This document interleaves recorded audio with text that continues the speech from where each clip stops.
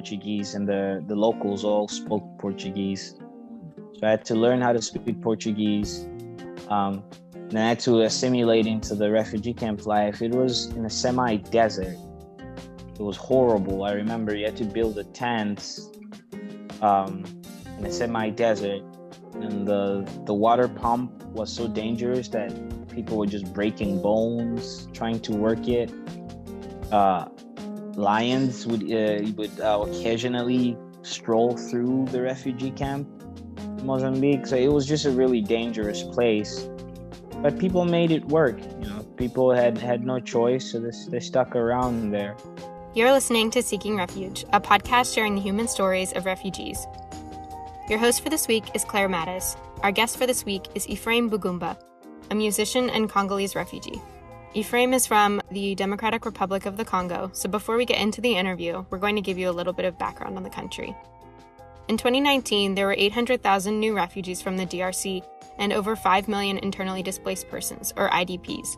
On top of that, another 2.1 million IDPs returned to their homes last year, but their long-term safety upon return is in question, according to the UNHCR and others monitoring the crisis.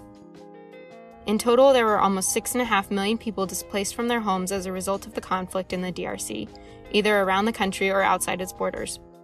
However, there are also over 500,000 refugees from other countries residing in the DRC, and the instability there also puts them at risk. The cause of the conflict in the DRC is long and complicated, but essentially, since the country gained independence from Belgium in 1960, it has been plagued with fighting and political instability. This conflict was intensified by Hutu fighters fleeing Rwanda into the DRC after their genocide of the Tutsi ethnic group in Rwanda in the 1990s. The introduction of the Hutu fighters into the DRC escalated the conflict in the DRC into a war.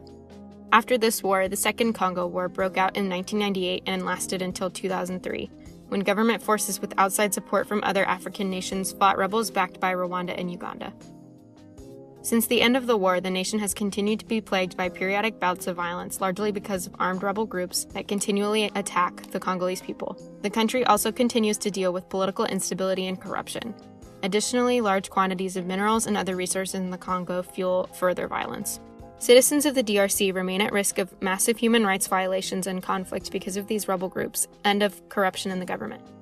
But on top of this, there has also been a massive Ebola outbreak in the country in the last 2 years. Now that you know a little bit about what's happening in the Congo, here's Claire's conversation with Ephraim.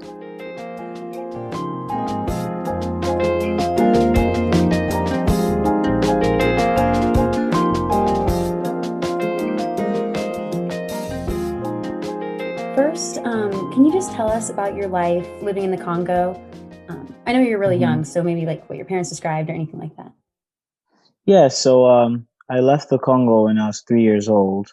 I didn't get to see I don't remember a whole lot, but from what my parents tell me, my mother was in the church choir, and my father worked as a principal of a school that helped people that had hearing and verbal disabilities. Okay. So then my dad converted to Christianity because of his half brother, and after he converted, he joined the church choir. He became a choir master over there. Then he courted my mom. Then my mom had to leave her church to come to his church, and they got married. And they had all of us. Well, I was the baby at the time. And then the war started. The massacre took place in Makobola, and we had to leave. My older brother, we were only we were only 6 kids, because my 2 older brothers passed at birth. And then my older brother, the one that's right before me, he went ahead with my father's half brother to South Africa, and he didn't get to experience the war, the journey, and all of that. Yeah. But we would then get separated. Wait, do you want me to get into all the details right now, or do you just want an overview? Yes, I would actually love if you got into the details. I really just want to hear everything you have to say about the topic. All right, cool. So then I remember my father particularly likes to make sure we don't forget that on the day that the rebels actually invaded the village. Um, my father and older brothers, we knew how far they were when they're coming closer, but we were kind of trapped because we were right by the lake. So it's either you get a boat over, or you go into the wilderness where you might encounter them. So they decided to wait a little bit. And then once they were close by, my father and my older brothers disguised themselves as women, because the gamble was the rebels would either kill the man if you're too old for them to break you and put you in their army. They'll just kill you. The women, well, the women were brutalized and raped, but a lot of the times the women had a better chance of surviving. So my father and older brothers disguised themselves as women, jumped out through the window, and flee through the forest. And the goal was that whatever happened, we were going to try to meet in the refugee camp in Tanzania. So my uncle, right before he took my older brother, it was either me or my older brother, but I was too young to be without my mom. My older brother, he was old enough to where he didn't have to be with my mom the whole time, but he was also too young to run. So he got to escape with my uncle. And then, so we were separated from my dad for a while, my dad and my two older brothers for a while, and they had some crazy experiences in the wilderness there. My brother tells me that there was a time when they were hiding inside of a cave. And then one of my older brothers, the firstborn, he woke up from a dream and he was like, God just told me that we should move from this cave right now, and head that direction. My dad's like, well, we can't go that direction because that's where the rebels are. But it was like, I just had a dream and I was told that we should go that way. So they woke up, they packed their stuff, and they started heading that direction. So as soon as they left, they actually met with government soldiers, and the government soldiers told them that they were very lucky because they saw movement in the cave and they were about to just toss grenades in there because they thought it was rebels. So that was a near call for them. Then me and my mom and my sister, my baby sister, who was still nursing at the time, we continued on. I was also disguised as a baby girl. Like my mom wrapped me up and all that funny stuff. And then we continued journeying south to, my mom tells us that we saw some very, very, very traumatizing things, but we were too young to remember. But she would tell us stories about her having to like go fetch water, but getting to the river and it just being filled with dead bodies that are being carried by the current. And she'd have to wait until the bodies were gone, wait a little longer, and the water would clear up, and she'd get that water because we didn't have any other water. Tells us that there were times when we had to drink railroad water, like the mildew, early in the morning. Like that's the water we would drink because we'd go off for days without any water. It was some crazy stuff. And eventually we did meet my father and my older brothers in the refugee camp in Tanzania, which is a blessing because it was a rarity. A lot of families just never met again, some would go their own way, some would perish, which was the expectation that you wouldn't. It was just an impossible journey. Yeah. A lot of families lost their loved ones. I know we had a few people that we met in the refugee camp who were just kids. They were just kids that didn't have any family. Like everybody just died. I managed to escape. Now I don't know where or who I am. And then once we were there, the goal was in the refugee camp in Tanzania. The goal was to make it to South Africa because that's where my older brother was, and that's where my uncle was too. So we knew we had a better chance going down there. So we left the refugee camp in Tanzania and made our way south, and it was just walking. If we managed to meet a cargo truck driver who was kind enough, we would go inside and disguise ourselves as cargo and then just cover ourselves in the back. so that when they crossed the borders, all that the border patrol people saw was cargo and not us in the back. It was also dangerous because a lot of human traffickers picked people up and sold them. They harvested the vital organs for traditional medication. Some were just cruel people, serial killers that got a thrill off of that stuff. Yeah. And it was even worse for my family because we are of a royal lineage. So the rebels were after the land and knew that my father was next for the chieftaincy. So we were prime targets. We kept being followed even as we were going south. If ever we get to a settlement and there were any people that knew who we were, it already became an uncertain thing because there was also some tribalism, and then they were like, oh, you're a Bugumba. Oh, and then like, Bugumba from where? And if you say Makobola, like, you're the Bugumba from Makobola. And then immediately you feel unsafe because, we were being followed. Mm-hmm. So then we eventually made it to the refugee camp in Malawi, where it was a whole new atmosphere. We were a couple of countries over, and the people there were very kind. I know my namesake, the person I was named after, is from Malawi. Is a Chewa, Ephraim Omo, Mamseka, I think. Forgot his last name. But he was from Malawi, and so we felt some sort of safety over there. So we settled in the refugee camp in Malawi. I don't know if the refugee camp is still there. And my father would then leave us behind so that he could scout South Africa for us. Mm-hmm. So he left, and for I think 2 years or so, we didn't know where he was. Because we didn't have phones. The only way to get to him was through a letter that would take weeks or months to get to South Africa. Wow. So we didn't know where he was, and a lot of people were saying he's just dead because the journey from Malawi to South Africa was a very dangerous one. You would walk through the forest for a couple of days, even weeks. You couldn't use the main roads because of border patrol, so you'd have to go through the forest, and the mortality rate was about 90% because you'd encounter wildlife.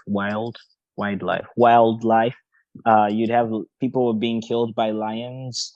The Zambezi River is crocodile infested, so even if you got to Zimbabwe, where the Zambezi River is, you're most likely going to die because the only way to cross over to South Africa was through the Zambezi River, and the Zambezi River is crocodile infested, and nobody makes it across. Some people make it across, but most people don't. We were under the impression that he had just died. I and my siblings were under the impression that our father was just dead. It was just my mom, and I think his memory started fading, and I just forgot what my dad looked like for a while. I didn't know. I just heard we have a dad who went to South Africa, but I didn't know what he looked like. I was. What age were you at this point when your dad left? Yeah. At that point, I was about 4.5, going to 5. Okay. So then, by the time I got to 6 years old, I had already forgotten, what he looked like, what his personality was. My sister, who sort of was like my mom, because my mom had to, take care of the baby who was still nursing. My baby sister was still nursing. So my older sister, who was the second born, had to, she had to take care of me because I was the baby. I was a toddler at the time. I think that's what you call them, toddlers, right? 4-year-olds. Yes. I was a toddler, and she was like my mom. And when we were leaving, my mom was more concerned about the baby running than they forgot me in the house when the rebels came. So my sister ran back a few miles to get me, and she saved me. I'd have been toast, but she saved me. So she was like, she would always try to remind me what he looked like. My older brother Jack, he looks a lot like my dad. So but he's a little bit lighter in complexion. So she would say, just look at Jack, remove the hair from his head, and had a few darker shades of black on him. That's what Dad looks like. That's the only picture I had of him. I didn't know what he looked like. Then I remember we got a letter in the mail. Then everybody just started celebrating, and the refugee camp was a community. My mom was like singing and jumping. I was like, what's going on? And she said, we just got a letter from your dad. Apparently he had been arrested by the border patrol in Mozambique, but he recently got released and he made it to South Africa. And he sent some money so we can also follow him. But the money wasn't enough because we had 6 kids plus mom in a very dangerous journey. You had to pay coyotes to help take you, but a lot of the times some of the coyotes were human traffickers or just again serial killers. Though they're not diagnosed as serial killers, but I'm pretty convinced that some of them are. Yeah. That just take a thrill in hurting human beings. So it was dangerous, but my mom has always been just she believes, she's a very strong faith, that moves mountains, really. She believes that you believe you can change anything. So she was like, I believe we're going to make it to South Africa. She fasted and prayed and was like, I believe that God is telling me that we need to leave. So we sold every little thing that we had. She's always been a very good entrepreneur. She always was able to just create tiny little businesses that would sustain us. So she sold whatever she could, and we got on the road and started walking towards Mozambique first. And when we got to the refugee camp in Mozambique, I remember that because it was a different kind of trauma.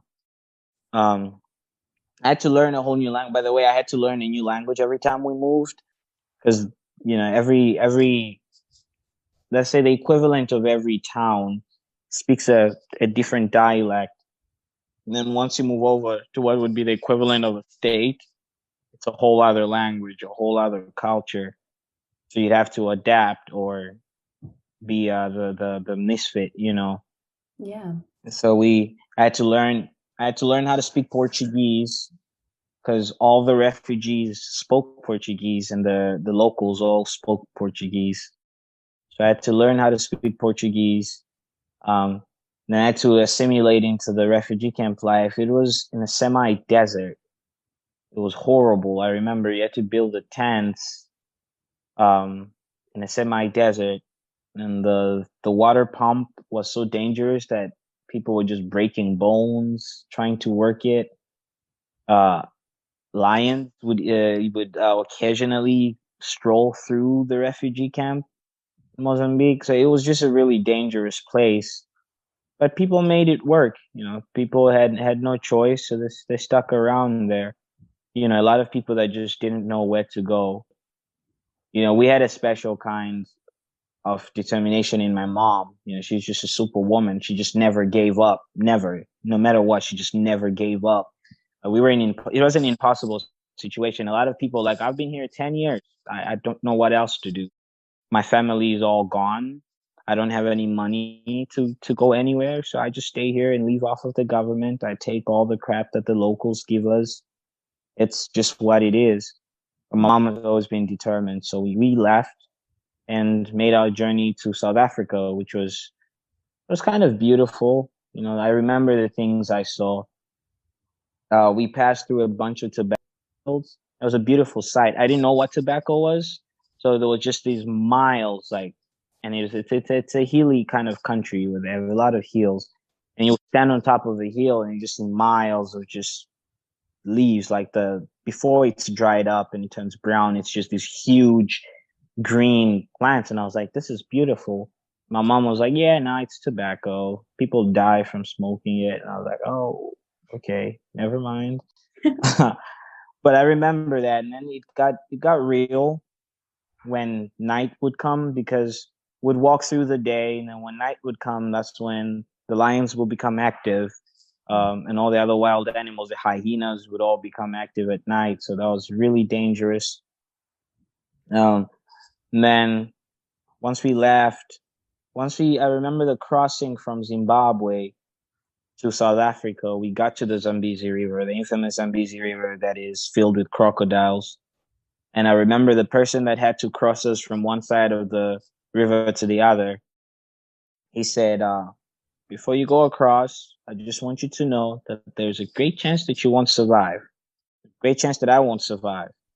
And if you feel you're not up to take the risk, just it's okay. You can turn back or just figure something else, or gamble, go to the border and gamble and try to see if you can get through. Otherwise, crossing this river. And my mom was like, "We're crossing this river," and so we got in a tiny little canoe type boat with the few belongings that we had. The water was dark brown. You couldn't see under it, but you saw the water. And from a distance, you could kind of see some of the crocodiles. It was just about the length, the portion that we crossed at was about the length of like a highway. But it felt a lot longer because you're going, like, the current is pushing you down. And then you see the crocodiles over there just hanging out. And the boat is really tiny to where any sudden movement could really just capsize the whole thing, and it's bye-bye. Yeah. So we went across, and it was not our first rodeo with crazy water. I'm gonna go back in time a little bit. When we left to cross from Congo over to Burundi before making it to Tanzania, we had to get on a boat which was crossing across the Tanganyika, and the Tanganyika is the biggest lake in Congo, and it has turbulence. And the boat actually capsized, and we were screwed.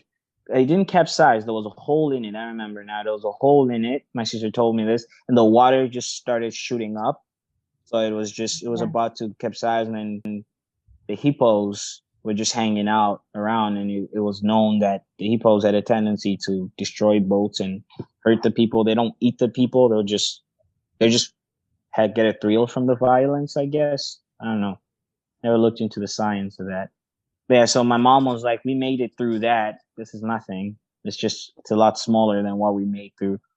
I was like, "Oh, well, okay." Yeah. So we made it across by God's grace.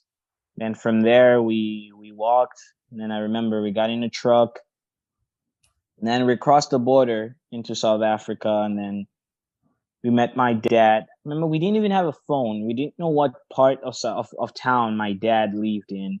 We just got dropped off at a random place. We didn't have, I think we had a phone number, but no phone. So we called, the taxi driver in South Africa, they speak Zulu or English. Neither of us could speak Zulu so we were in this big city, big buildings. My mom, I've never seen my mom defeated, but at that instant, when she looked up, she saw this big city. She didn't know where to begin. She was like, "We're screwed. This is it. Like, we're not gonna make it. It's just a concrete jungle here, and we're done for." But I think she had a number, and some person passing by just called the number, and it was my dad's number. And then he came and he picked us up. And that was a relief. It was a sad relief.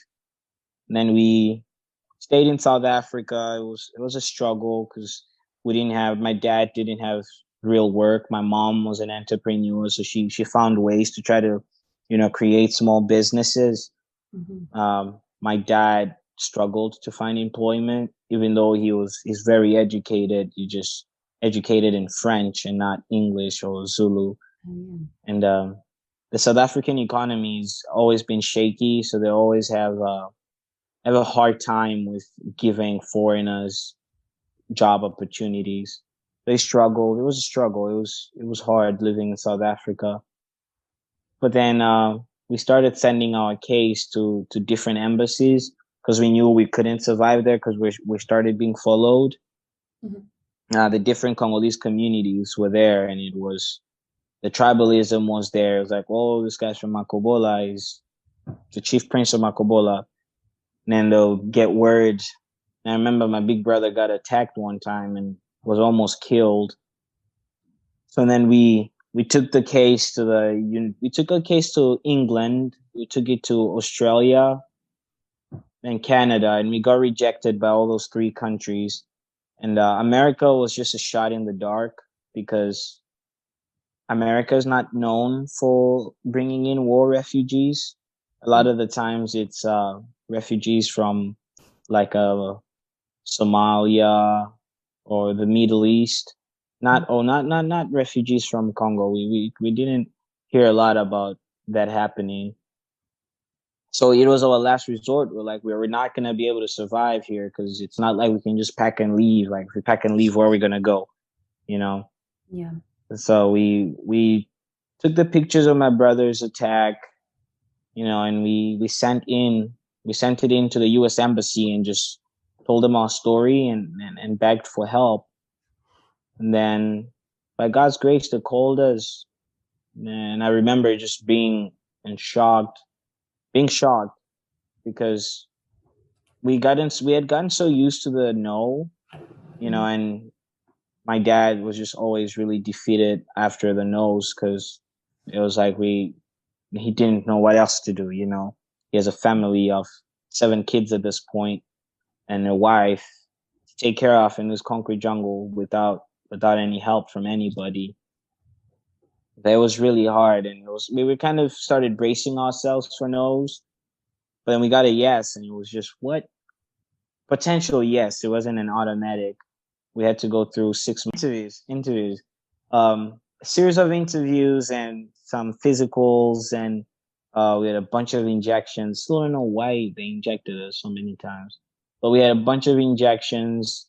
And then eventually we had to learn the Pledge of Allegiance. And then they were like, okay, you're leaving on the 18th of April, 2012. And I was like, what? It's happening. Like, we're leaving. It's going to be okay. And it was just like an overwhelming joy.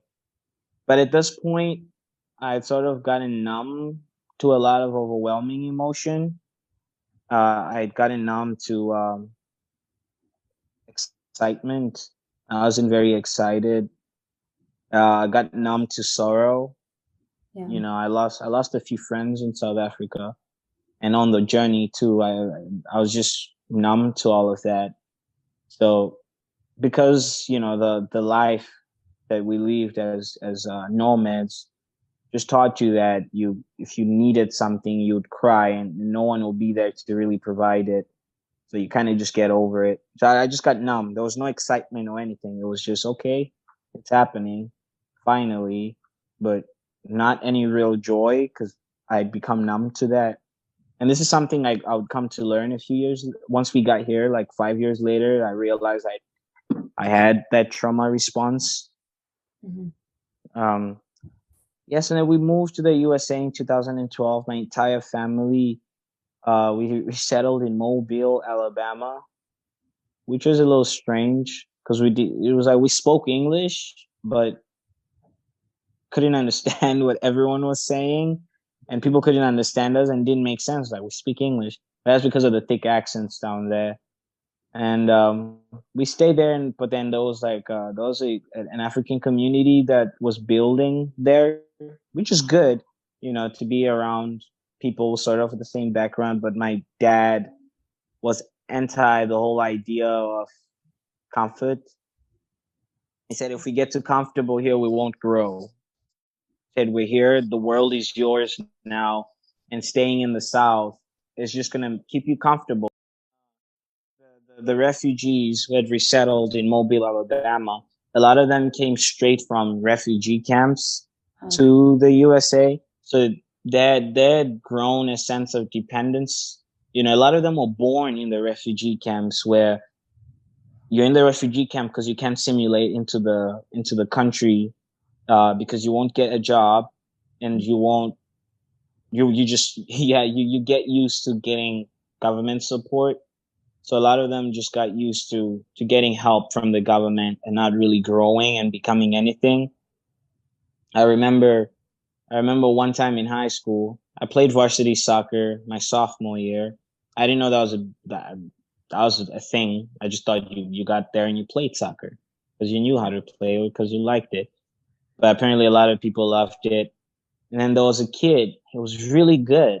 He was really good. It was really strong, really fast. You know, he could take three people on because he could just stand his ground. But he was lazy, and he always got really angry when whenever things just didn't go his way. And I got mad at him and I yelled at him one day. I was like, "Yo, what are you need to work harder, man. You have what it takes to make it into," because the goal was to play college soccer. And I was like, "Dude, you can play college soccer if you work harder." He looked at me, he smiled, and he said, "Don't forget that you're African, Ephraim. No matter what you do, you're always going to be African." And I didn't get it. You know, I was upset because he refused to listen to me and work hard. Mm-hmm. But at the same time, I was confused. Like, what does he mean I'm African? Then I began to like journey into his mind and into his world and what he meant, you know, seeing the world where we were at. And it seemed like he somewhat had a point. You know, I was perceived as the African. You know, people were nice to me, but just so that they feel good about themselves. You know, they're being nice to the poor African kid. Yeah. I was never actually anyone's friend. I was cool with everyone. I mean, the entire school was cool with me. You know, I played a little bit of football. I was kicker. You know, and they were all really cool with me. You know, joked about my accent, but I was never anyone's friend. Like, no one really knew me. No one ever tried to know me. I mean, I would walk through the hallway and everyone's like, "Hey, what's up, E? What's up, E?" Um, but no one ever really cared to know me. I never got in trouble. You know, I never got in trouble. I always got away from it. There was a time when I just walked out of class because I wasn't feeling well. And the principal walked by and he just said, "Hey," and he just kept walking. And I was like, "Why am I not in trouble? I'm skipping class. You're not even asking why." And then I realized there was just that dynamic. I was just an African kid and they wanted to be nice to me, you know, because they had expectation that whatever it was, I'd been through worse. And I was like, "Okay, I get it. I am African, but I'm also a person, you know. Yeah. You can be nice to me, but also know me." Then I also looked into his world. His entire family was born and raised in refugee camps. When they got to the States, it was just dependence on the government. They wouldn't graduate high school. I mean, if they did graduate high school, it wasn't to go to college. It would be to graduate high school so that they can get a job, you know, a dead end job, make a little bit of money, get a family, get on social benefits, which is a great thing. You know, it helps them. It helps a lot of people. It helped us for a while. But then that was it. There was no bigger picture. There was no bigger dream. It just stopped there. So then that's where his mind was that I'm here. Everyone will be cool with me, but I'm an African. It's all I'm gonna ever be. I'm a refugee. This is all I'm ever gonna be. And my dad saw into that culture, and he said, "I don't have anything against our people. I love them, but I need you guys to dream a bit more. Like me and your mom have sacrificed. You know, we've worked really hard, and God has done His thing. And I think you guys can be more than just refugees." And then he pushed us out of Alabama. And I remember we didn't know where to go. I mean, we didn't have any family. We don't have any, you know, legitimate family in the States. But the goal was to go to Atlanta, to move to Atlanta. So my older siblings and my mom went or rented an Airbnb in Atlanta, and then, you know, just stayed there for like a week, just checking it out. And they were like, "No, Atlanta is too close to the south. Let's look further up north." Then they came to Chicago, which was unheard of. Everybody was begging them to not come to Illinois. It was, "You will never make it there. It's really expensive. Blah blah blah blah blah blah." But my dad was determined. He said, "If it's expensive, you're gonna have to work harder then, right? In order to be able to live a better life." So my three older siblings, moved up here. Then in a matter of few months, got jobs. matter of another few months, got an apartment. Then my mom's and younger sisters took a U-Haul.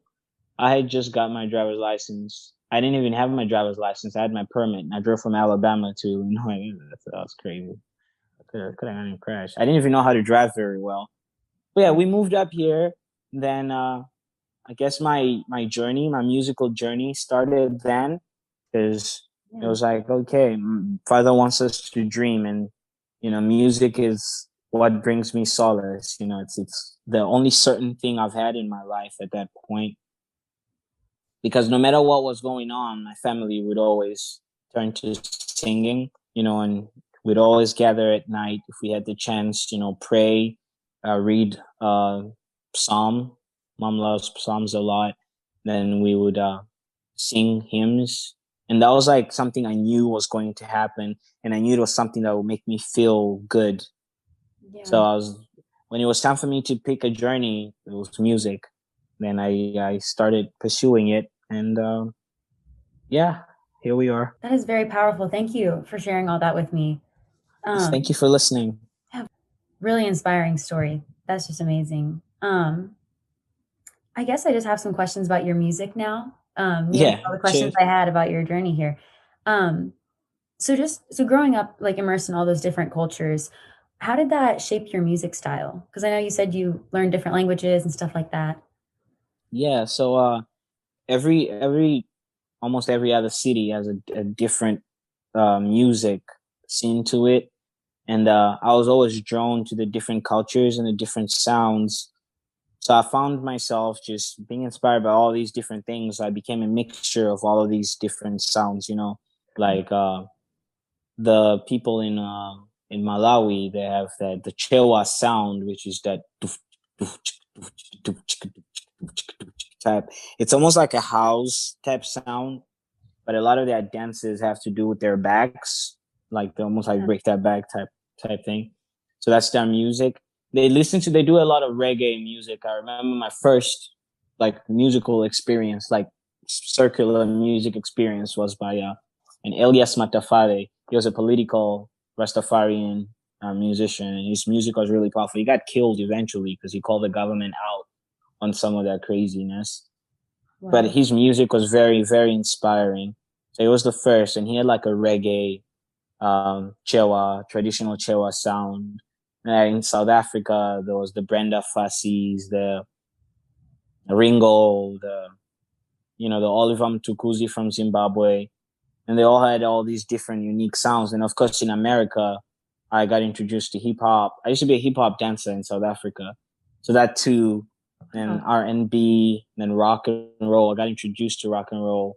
I was introduced to emo, actually. Welcome to the Black Parade. That was the first emo song I ever heard. And I was like, whoa, I kind of like this.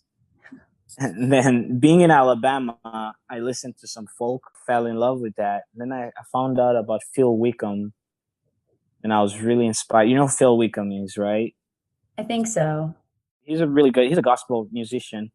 Okay. But before he went mainstream gospel music, he wrote some very entrancing, just really beautiful music. Found out about him, and I found out about a bunch of other artists, and I was just inspired by all of these other different sounds. Wow, that is awesome. I was listening to one of your songs earlier, and I heard when you were describing that beat that you're talking about, and I noticed that's a really cool style of music. Thank you. Do you think you could just tell us about the meaning behind your song Storms? That's the one I've listened to the most, and I really awesome. Yes, Storms is the only other song I have out right now, and Storms is really just about doubts that I had, because I wrote it around Halloween. Last year or year before last? It was last year. I was in New York. I was on a mini tour. And on that tour, that was like the end. I was going to be in New York and New Jersey. And before that, during that time, I was working as a factory worker. And on the Friday, I was supposed to, on the I was supposed to leave on a Saturday. On the Friday that I was supposed to leave, I hurt my knee at work. Oh, wow. It was really, really bad. It was really painful. So I had to make a choice. I'd already, but then I had this really good feeling about the journey. I thought it was gonna be it. You know, I was like, this is it. But nothing happened. I just ended up performing my last show, and then flying back home, and I was really disappointed. And I just started thinking about the entire journey, you know, and about how I made top 50 on American Idol, but didn't get any airtime. How, you know, I was writing all these songs that it seemed like no one was ever going to hear. I started doubting myself. I was like, am I really meant for this? But I had no choice. You know, I this is all I know. You know, this is what is real to me. This is what makes sense to me. Everything else is just, it doesn't make sense. You know, politics, business, it's all just greediness, you know, but music is pure. It's emotion. It's solace. So I was like, I'm not going to quit. I can't quit. This is the truth for me. You know, this is my religion. And, as I was walking through the tunnel, a melody just kind of popped up in my head, and it was like da da da da da da da da. Wait, no, it was da da da da da da da da da da. I was like, oh, that sounds nice. So I pulled out my voice memo app and I recorded it, and I was like, all right, that nice melody. I guess it was worth it. I got a cool melody. Yeah. Then I got home. Then my wife, now my girlfriend back then, and I were just hanging out. I think we were watching a TV show. Then a melody pops up in my head. Da da da da da da da da. That's the verse now. So I record that too. Then my homeboy, Obi, who's my producer now, he hits me up. He's like, bro, send me something. I need something, you know. I was like, bro, I've sent you like hundreds of songs that I write, you know. But why do you need something? He was like, just send me something, like a voice recording or anything. So I'm driving to work and I'm like, okay. So I pull out my voice recording app and I put the two melodies together and I send it to him. And I'm like, okay, I will write something to this, but this is what I have so far. So he goes and he creates whatever he could. Then I start writing, and really the song is just talking about, you know, how the tour went, and how, like, you know, the first line is sun don't shine in Chinatown. It's been storming for a while now. It was because when I was I went to San Francisco, and I was like, I'm in LA, I'm in San Francisco, and it's going to be great. I'm going to make it. Someone will find me and discover me here. But it was nothing. You know, I just performed. And then I went and walked down Chinatown with my girlfriend at the time, my wife now. You know, we just walked through Chinatown and nothing happened, you know. I didn't get discovered. So it was like, sun doesn't really shine in Chinatown. You don't just get discovered in San Francisco or in LA. It's actually been rainy for a while now. It's been dry in my life. I haven't received any real success in music, you know, any tangible. And then the line after that is that I might be here out of season, but the truth is I've lost track of time, you know. I might be here at the wrong time, but what is time, you know? So it's just a reflection on that, just a reflection on the journey and how I felt discouraged, but was compelled to keep going. That is awesome. That's a really moving song. Thank you. Yeah. So I just have really like one more question. So I read in an article about you that you're a music teacher. Is that right? Yes. Yes. Okay. I'm a music instructor. Music instructor. Right. Okay. So how has your experience like teaching music, as well as producing it, impacted you? Just, you know, teaching kids and seeing what they're like when they learn about music. Yeah, it's exciting. You know, I teach in a predominantly white neighborhood, like 90%, 99.9% white. I don't even live in that neighborhood. So at first it was a challenge because I went under the impression that I might not be easily likable for obvious reasons. Then I had to learn that I can't go in there with an expectation. I have to go there and just teach, you know, and let the music speak for itself. And that gave me a bit more solace, a bit more peace in teaching it. and then it grew to me realizing how the magic behind music even more, you know, I teach from 4 years to 72 years old. Mm-hmm. And being able to teach a little kid how to sing do, re, mi, fa, sol, and they actually get it and they go home and they just keep singing it to their parents and they come back and they're this newfound love is just, it's exciting, you know, it's fulfilling. I come back home from work feeling like I've made a difference, you know, that feeling that music gave me, that music gives me, I've given to someone else, you know, be it that they're 4 years old or 72 years old. Like one of my students, Dave, he's like, I've been taking music for 20 something years and no one's ever told me what you're telling me right now, but it's making a difference. Because I teach them the music the way I learned it, you know, it's a lot deeper than just la la la la la. Yeah. It's very fulfilling. I don't know if that answers your question. I tend to ramble. Once I start talking, I can't stop. No, that was very interesting. I'm so glad you're giving me all these details. Know which questions to ask. This is great. Thank you. And I just do have one more question. And if you don't have an answer, it's fine. It's kind of just theoretical. But what comes to mind when you think of children living in refugee camps right now? Like, what advice would you give them? That it gets better, that it's a journey. You know, I don't want to be toxic. I don't want to have toxic positivity and tell them that it's just them getting ready for the future, but really it is, you know, whatever happens in life doesn't just happen.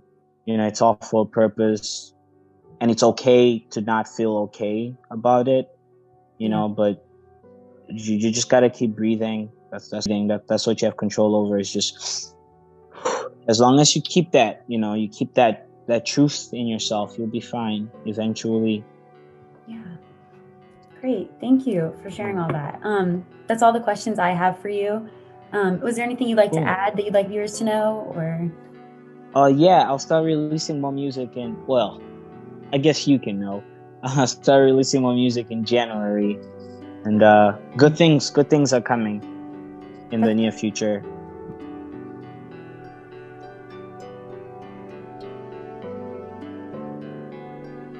That was Claire speaking with Ephraim Bugumba, a Congolese refugee who is a musician and music teacher.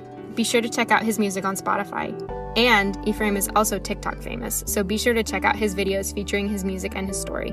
If you liked this episode, be sure to subscribe, rate, and review us in the comments below. If you'd like to get in touch with us, email us at seekingrefugepodcast@gmail.com. Follow us at Refuge Podcast on Instagram, Twitter, and Facebook for all the updates on our show. As always, a huge thank you to Maxi International House for making our show possible. This week, we're going to play you out with a sneak peek of Ephraim's song, Storms. Be sure to go like it and his other single, Class Clown, on Spotify. Thank you so much for listening, and we'll see you in the next one.